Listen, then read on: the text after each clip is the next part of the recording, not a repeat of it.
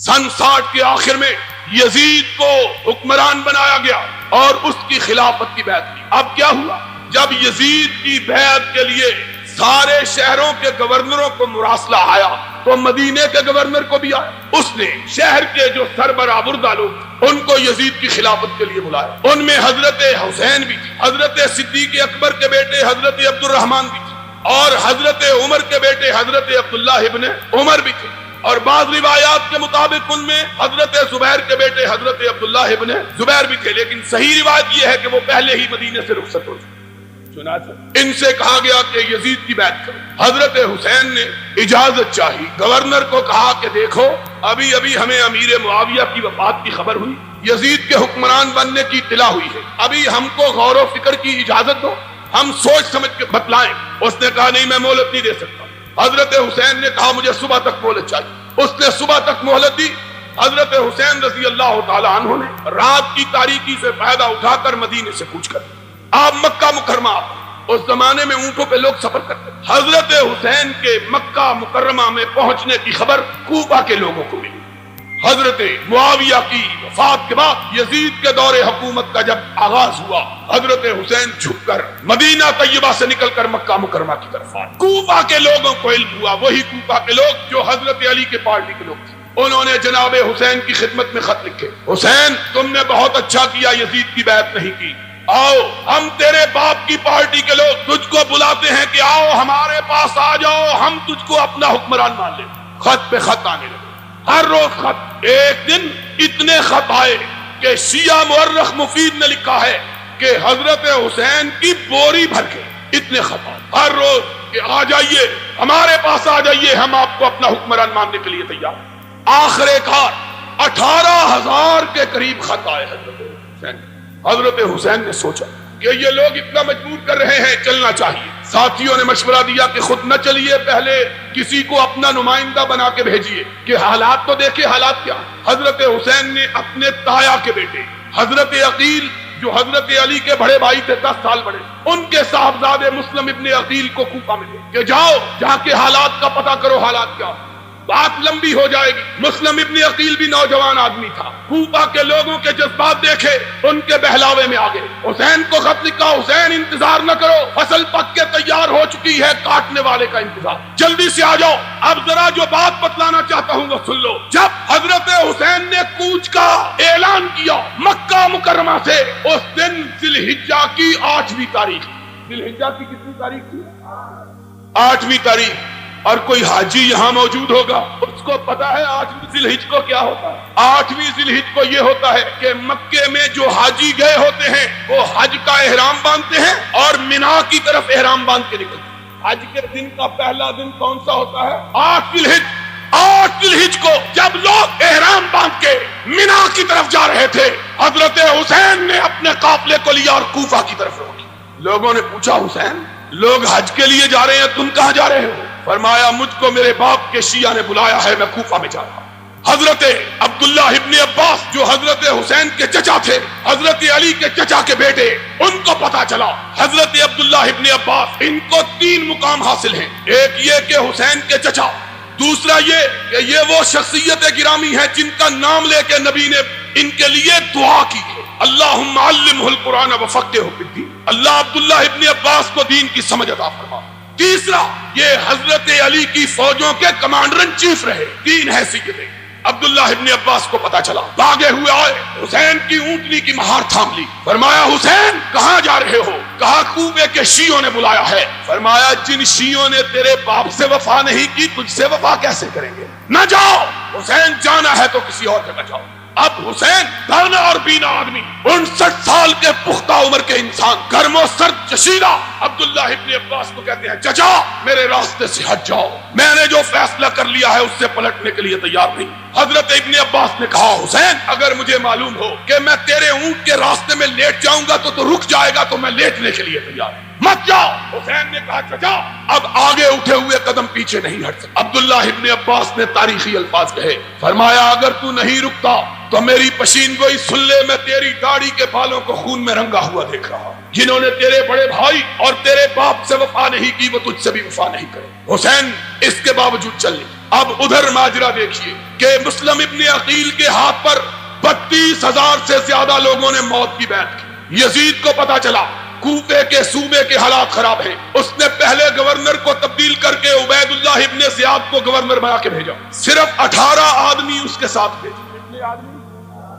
عبداللہ ابن عبید اللہ ابن زیاد این اس زمانے میں جبکہ کوفہ کی ہر گلی، ہر بازار اور ہر گھر میں حسین کے نعرے لگ رہے تھے، ان دنوں میں صرف 18 سپاہیوں کے ساتھ عبید اللہ ابن زیاد نے کوفے میں قدم رکھا۔ اس زمانے میں عربوں کا دستور یہ تھا کہ پرانے پنجابیوں کی طرح سفر کرتے ہوئے اپنے چہرے پہ ٹھاٹھا باندھ کے رکھتے، جس طرح ہمارے دیہاتوں میں دیہاتی لوگ سفر کرتے ہوئے اپنی پگڑی کا پلو اپنے منہ پہ باندھ لیتے ہیں، اسی طرح عربوں کا دستور تھا کہ چہرے پہ گرد و غبار نہ پڑے۔ عبید اللہ ابن زیاد اپنے چہرے پہ ٹھاٹھا باندھے کوفے کے بازاروں میں داخل ہوا۔ لوگوں کو حسین کا انتظار تھا، انہوں نے سمجھا حسین آ گیا ہے، سارا کوفہ نکل کے باہر آ گیا۔ جہاں سے گزرتے لوگ کہتے السلام علیکم یا ابن رسول اللہ، رسول کے بیٹے تجھ کو سلام ہو۔ انہوں نے سمجھا حسین آیا۔ جب تک عبید اللہ ابن زیاد اپنے گورنر ہاؤس میں پہنچے 32,000 کے قریب کوفی جمع ہو چکے تھے۔ حضرت مسلم ابن عقیل کو پتا چلا، وہ بھی بھاگے ہوئے آئے کہ حسین آ گیا۔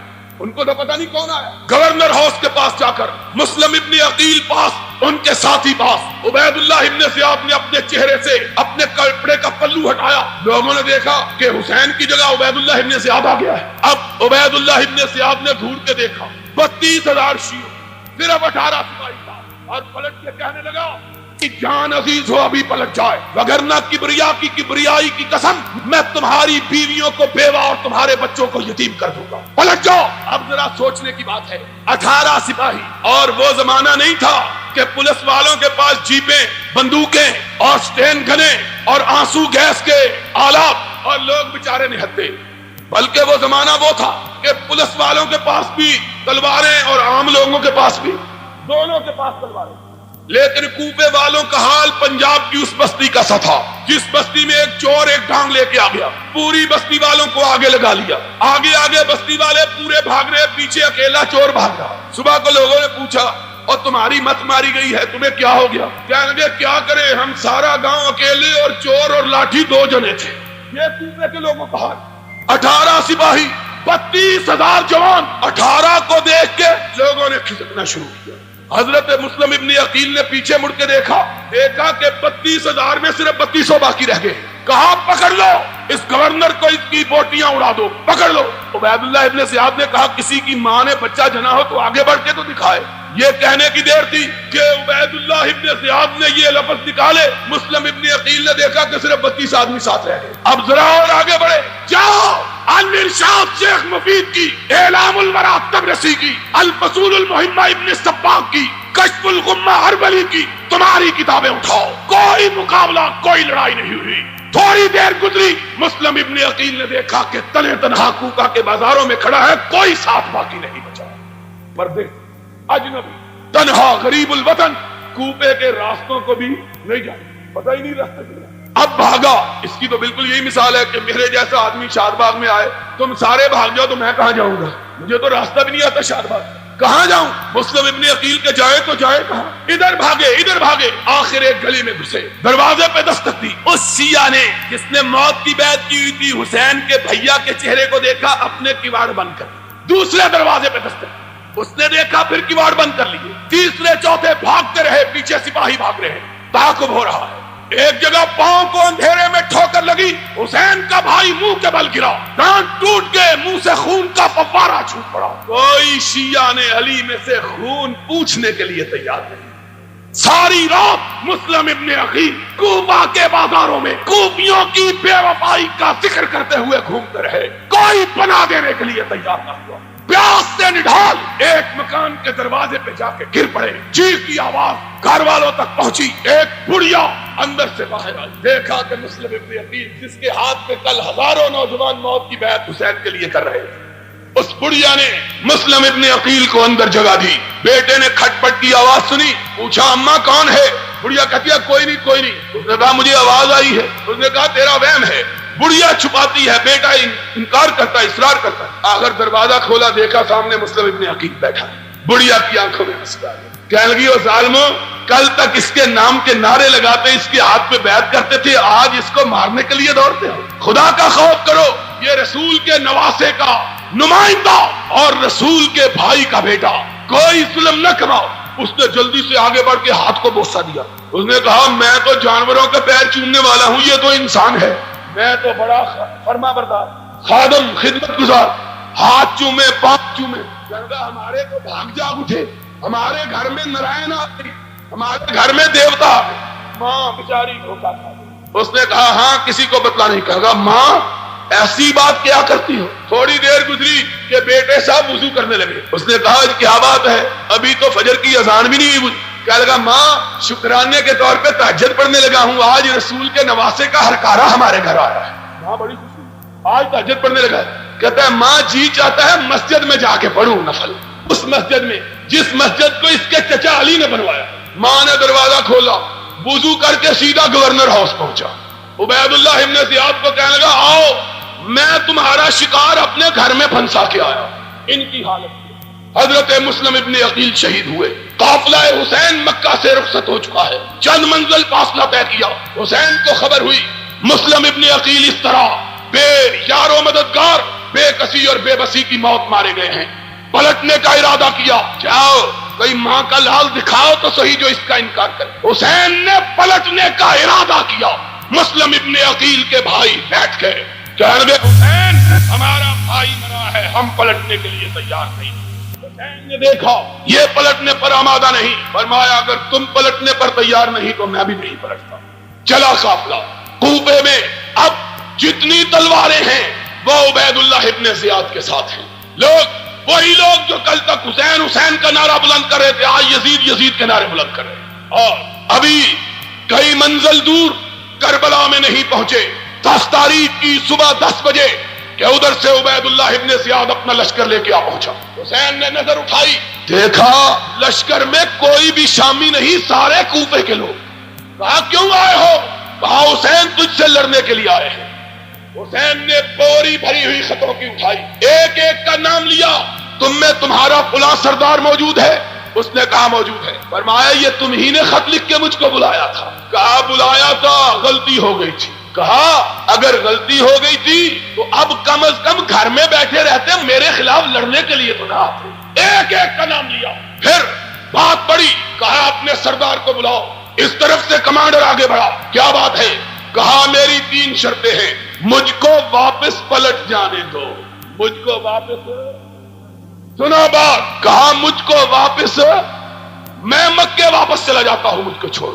کہا یہ ممکن نہیں ہے۔ کہا پھر مجھے بارڈر پہ بھیج دو، کافروں کے خلاف لڑتا ہوا شہید ہو جاؤں گا، میں کسی حکومت کسی خلافت کے تعرض نہیں کرتا، بارڈر پہ چلے جاتا ہوں۔ کہا یہ بھی منظور نہیں ہے۔ تیسری بات، کہا مجھ کو یزید کے پاس لے چلو، جو وہ میرے ساتھ فیصلہ کرے گا مجھے منظور ہوگا۔ اس نے کہا ہم کو یہ بھی منظور۔ 3 مطالبے کوفیوں نے تینوں مسترد کر دیے، اور اسی لیے ہم حسین کی شہادت کو شہادت سمجھتے ہیں۔ کیوں؟ اس لیے کہ حسین لڑنے کے لیے تیار